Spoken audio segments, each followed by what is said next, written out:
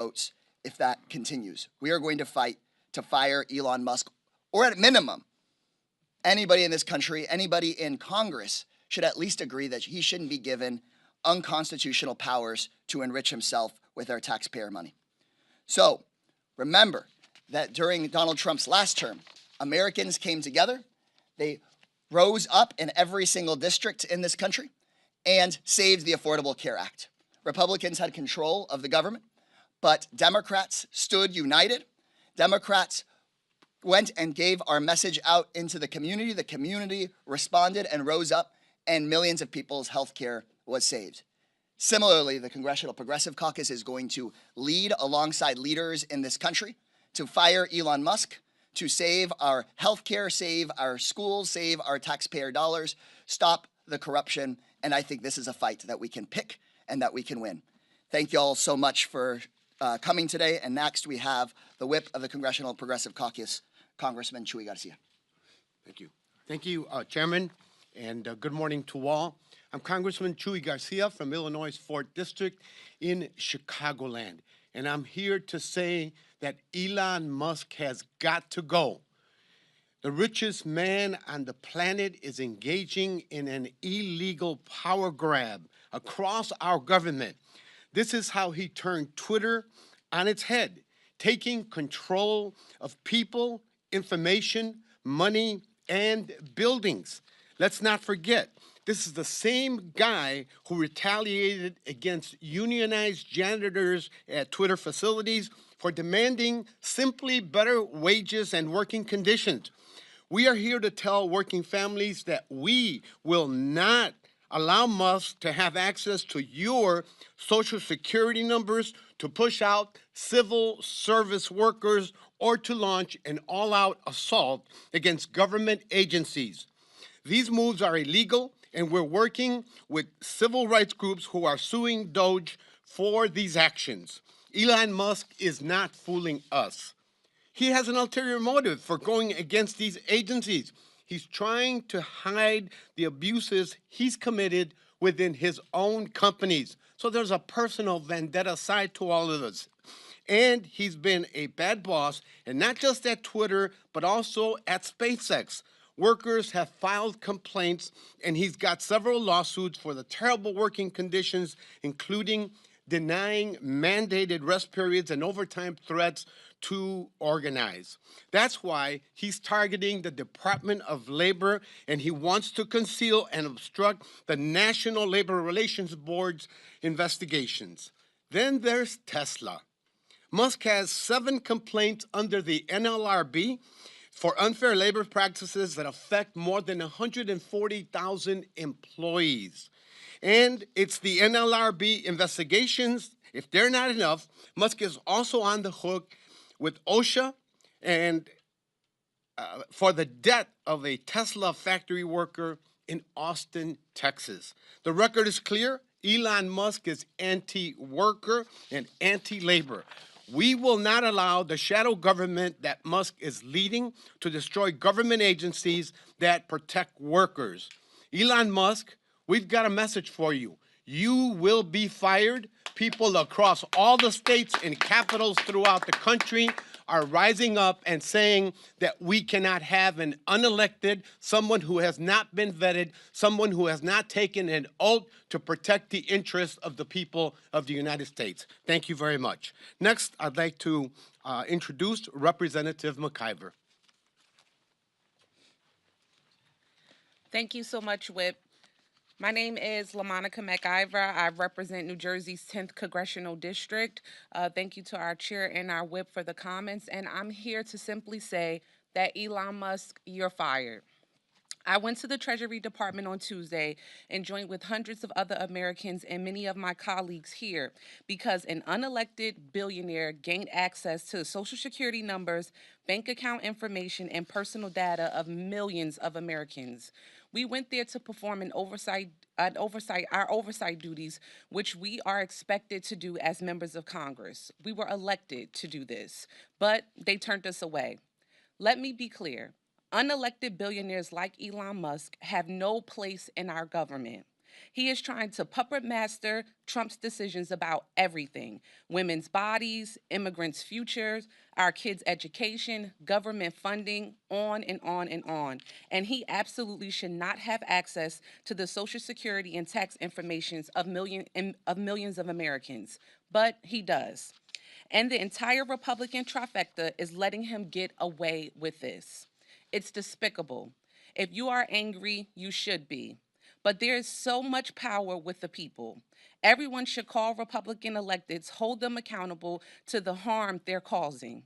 I know my colleagues and I will keep showing up, keep hitting the streets, and keep fighting.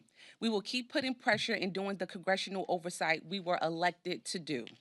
We will fight back against Trump's billionaire tax cuts, and I will keep calling on my Senate colleagues to hold the line and block Trump's dangerous cabinet nominees.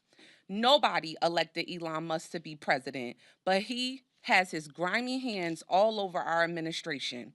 But we will keep the pressure on, and we will not allow this Musk takeover. This fight is far from over, but the Progressive Caucus has our gloves on, and we are in the ring. Thank you. Now I would like to call Rep. Dexter. Good morning, and thank you to the Congresswoman as well as our leaders for their words and their encouragement for our action today. I am Maxine Dexter. I represent Oregon's 3rd Congressional District. All week, like many of my colleagues, I've heard from thousands of constituents who are outraged that an unelected billionaire is unilaterally dismantling our government. In the last week alone, Elon Musk has seized control of the U.S. Department of Treasury's payment system, exposing Americans' most personal financial information, has shuttered the U.S. Agency for International Aid, USAID, putting the lives of millions of people at risk across the world, and threatened the National Oceanic and Atmospheric Administration, undermining our work to combat the climate crisis. This is just the start. I received, again, over 1,000 emails and calls this week demanding action. And that's why I introduced my first bill, the Stop Musk Act, to protect federal workers who are at the forefront of Elon Musk's power grab. Yeah, that's great. This bill is in direct response to what I'm hearing from my constituents, a demand for action. My bill prohibits retaliation of any kind against any federal employee who resists, prevents, or circumvents illegal or unconstitutional efforts led by Elon Musk or those he oversees. This is one of many tactics we are deploying. This multi-front battle will be fought in the courts, the halls of Congress, and the public sphere. In addition to our legislative and judicial tactics, our most powerful tool is public pressure. We are witnessing an assault on our democracy, make no mistake, and the Congressional Progressive Caucus will fight at every opportunity. We must stay loud, we must stay tight, we must press on. And with that, I will pass it to Congresswoman Velasquez. Good morning, and thank you, Chairman Casar, for bringing all of us together. The press might say, here they come again, you know, blah, blah, blah, blah, blah. But let me tell you and let me remind you, those dark days when we were fighting to preserve ACA or even pass the legislation, and we kept at it, organizing, mobilizing, until the public rise up and push back. And today, millions of Americans have access to decent health care because of the actions that we took. And we are here back again. And we will be at this every single day. Press conferences, protests, until the American people rise up and push back. This is a power grab by Donald Trump and Elon Musk. And every American should be concerned about this. You see, what really frustrates me? That the Speaker of the House doesn't have the courage to stand up and defend the integrity of the legislative branch. Well, I am not going to go silently without fighting and to say and to remind that this is not only unethical, it's illegal, and it is unconstitutional. And we will fight back every single day. But I also want to talk to the American people. Do you trust Elon Musk with your most personal financial information, tax records, your social security numbers, your financial security? I don't trust Elon Musk with this information, and I know the American people don't either. I also don't trust Elon Musk with access of the payment system that controls upwards of $5 trillion in transactions every day. Yesterday, we held a hearing in the Small Business Committee, and when I questioned Elon Musk trying to get into the system, they claimed that he needed to do this. First, that he was appointed by the president as a senior advisor, that he will go in to assess and analyze waste, fraud, and abuse. But today, the New York Times have an article in which they discuss emails from the chief of staff that clearly stated the intent of just using this to stop aid to USAID funding. So this is the system that sends out Social Security checks, Medicare reimbursement, and tax reform, the foundation of financial security for millions of Americans. This is a hostile takeover of our federal system. We cannot allow the richest man in the world to have the power to veto funding approved by Congress so he can line up his pocket with more tax cuts for billionaires. This government does not belong to billionaires. It belongs to the people. What Trump and Musk are doing is unconstitutional. We demand Elon Musk to be removed from any role at the Treasury Department and from the federal government entirely.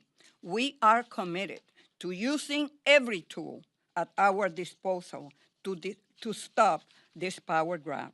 And with that, I will recognize now the chairman, the ranking member, soon to be chairman of the Natural Resources Committee, Representative Hoffman. Thank you, Nydia. Well, thank you, folks, and good morning. Happy to join my colleagues here in pushing back against Elon Musk and his fake officials, his tech bros that are rummaging through our most sensitive data without authority in violation of the law. And I'm so pleased that we're beginning to litigate and confront this in the courts, that there's this great public awakening that's happening and the outrage is building. And here in Congress, my colleagues and I stand ready to do our part to say no to this outrageous attack on our democracy and our personal rights. So we learned this week that Elon and his tech bros, these young people in hoodies who don't have security clearances, they're fake officials, that they crashed through the doors of the National Oceanic and Atmospheric Administration, or NOAA. These are folks whose mantra in the private sector is go fast and break things. And they decided to go fast and break things this week at NOAA. And so, you know, people need to understand that this is an agency that does really important work that millions of Americans depend on every day, although they don't always realize how much they depend on it. It is the home of critical scientific and regulatory systems that protect our safety in important ways. And this starts to make good on yet another aspect of Project 2025, something that I spent much of last year warning about. Trump has promised, his Project 2025 agenda was very explicit about this, to dismantle and privatize NOAA, forcing Americans to pay for things like weather data and also some of the maritime safety data that NOAA maintains. This could have real consequences for the day-to-day lives of every American. The National Weather Service warns communities of incoming severe weather like hurricanes and wildfires and tornadoes. It provides information to emergency managers, decision makers to support our nation's commerce. NOAA's weather forecasts are used by aviation experts to prevent airline disasters, to keep our skies safe for millions of travelers that crisscross the country every day. And cuts to these programs and agencies, make no mistake, will put people in danger. Privatization schemes for this agency will put people in danger. This is not some kind of game. It isn't a stunt to drain the swamp. Purging the government of scientists, experts, and career civil servants, slashing fundamental programs, these things will cost lives. So I also want to make something else clear. Democrats are not going to stand for this. Right now, we are working on every front that we can. I was just at a briefing with Democracy Forward, talking about the different ways they're confronting this stuff in the courts. It's a little bit of whack-a-mole because, you know, every day Elon and his tech bros ride their skateboards over to a new agency and start crashing into their databases. And, you know, sometimes we know about it in time for Democracy Forward or attorney generals or others to go to court and to enjoin it. But other times, compliant officials at these agencies just hand them the keys and they gain access in really disturbing ways. So we're not going to stand for it. We're going to work with the outside folks who are litigating. We're going to work with federal whistleblowers. And we got a briefing this morning about how each of our offices can receive information from whistleblowers, protect their confidentiality, and help use those important voices to shine a light on these violations of the law and these outrages. But standing together with my colleagues here in Congress to use the leverage that we do have in this closely divided House of Representatives to work closely with our allies in outside groups that are litigating, with states that are drawing the line against all of this in court and otherwise, and of course with all of Americans to mobilize public opinion. Through all of this, we are going to say to Elon Musk and his tech bros, enough is enough. Get out of our government. So with that, I believe I'm handing off to Glenn Ivey, aren't I? No? I think you're handing it off to me. I'm handing off to Greg. And I think All we're right. going to answer Top questions. of the order. Back to the top of the order. Back to the top here. Chairman first. Yeah. Thank you all. I want to thank Congressman Ivey for being here, Congresswomen Rivas, Schakowsky, and Chu for joining us. I think we'll all be available for questions going forward from here. But just as a closing message, we are committed to a government by and for the people. Elon Musk and Donald Trump believe that you go out and work to make them rich. And House Republicans seem to believe that you pay your taxes so that Elon Musk and Donald Trump can also get rich. We know that that's deeply wrong. And if we harness our collective power, not just as a progressive caucus, but as Democrats, and then we put pressure on just a few Republicans to grow a spine, we can fire Elon Musk. Thank you all. We're ready to take some questions from you. Yeah, go ahead. And please state your name and the outlet, and then we may just defer it over to some of the folks you haven't heard speak yet. Arthur Jones II at ABC News. Yesterday, you had some strong condemnation for the Trump administration using school vouchers to enrich billionaires like Elon Musk. Can you expound on that a little bit? The House Republicans in the Education Committee are talking about taking dollars away from public schools and using that to make their private business friends money, because public schools it's hard to steal their money and get it for yourself. But if you shut down our nation's public schools and then have these voucher scams, you can send hundreds of millions of dollars in taxpayer money to private companies that then continue to donate to Republican campaigns. And so voters see through that grift. We're going to stand up for our public schools because our public schools are not piggy banks for private corporations like Elon Musk's. I don't know if anybody else here wants to comment on vouchers. Just that it's also about church-state separation. I mean, there's a grift. Hey, go ahead. There's absolutely a grift in this privatization of public education, but there's also a Christian nationalist agenda very much embedded in it. This has been something they've been gunning for a long, long time. It enables them to indoctrinate, to fuse their particular religion with our government. in ways that would make our founders roll in their graves. So that's why I'm wearing the Build This Wall button today, the wall between church and state that Madison and Jefferson and our other founders thought we should have. But they are, again, are rolling in their grave today because upstairs today we had a national prayer breakfast where our statuary hall was hijacked and turned into a church service where, amazingly, Donald Trump presided in weird and random ways, and we'll be burning sage for months because of that.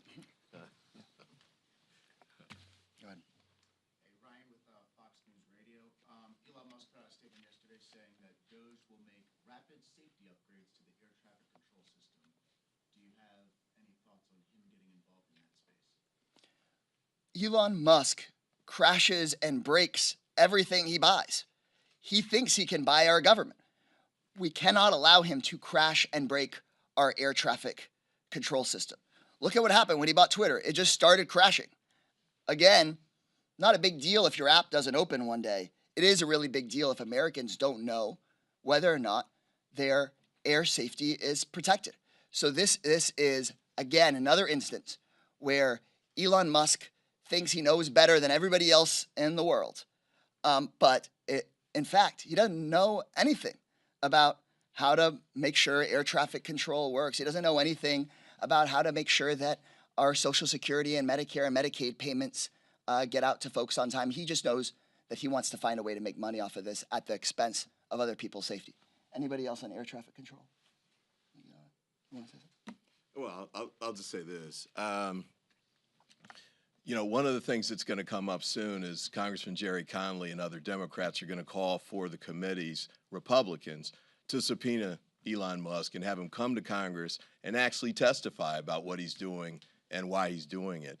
So we'd love to have an opportunity to, test out what he knows about issues like that, what he's doing with the secret information that he's been getting, the conflict of interest issues. He's going, as Congressman Garcia testified or discussed a minute ago, he's going through materials where he's got open cases filed against him in OSHA and others. What's he doing with that information? Donald Trump said he would make sure that there are no conflicts of interest, but I don't think we can really trust the conflict of interest chief in charge to take care of that. We don't want the fox to be guarding the hen house. We need to have him come up here and explain what he's doing. But ultimately, he needs to go, and we need to do this the right and legal way with respect to managing the government. Thank you, Mr. Ivey. Go ahead. Thank you. Kyle Steer with NBC. You just mentioned the subpoena. Can you talk about other action items you can take while in the minority to push back against Elon Musk? There's many we could do. Yesterday, we did have a vote in the Oversight Committee to subpoena Elon Musk and have him come speak. And we only lost that vote by one vote. So we can make sure that if we lock arms as Democrats, and the Progressive Caucus is often at the forefront of making sure that we have Democratic unity on strong positions. If we lock arms as Democrats, we just need to pressure, in that case, just one Republican to have a spine and be willing to hear from Elon Musk. Republicans aren't really in a governing majority when it comes to the budget. And we have a government funding deadline coming up next month. I don't see many Democrats being willing to say, hey, we're going to pass a budget that is going to just funnel money to Elon Musk. Similarly, I know that Republicans are trying to pass their gigantic tax scam, their billionaire tax cut plan, but they can't seem to agree with each other on it. And so Democrats have a huge opportunity to not only tank this billionaire tax break for Elon Musk, we also have an opportunity to show the American people what it looks like to have the Elon Musks of the world actually pay their fair share in taxes. We could show the American people that we don't need to cut your Social Security. In fact, we can expand it. We can make sure that your payment grows. And so Elon Musk also presents an opportunity. In the past, billionaires would meddle with our government behind the scenes, but now Elon Musk is bragging about it in public. And so we have an opportunity to fire Elon Musk, to rally the country around a proposal that isn't necessarily progressive or conservative. It's the baseline idea that if you work hard and play by the rules, you shouldn't have a billionaire running your life and taking your money. And we've been talking about how Democrats need to win back the working class voters we've been losing. This is exactly the kind of thing that working people believe in, no matter their background, no matter if they're rural or urban, no matter what.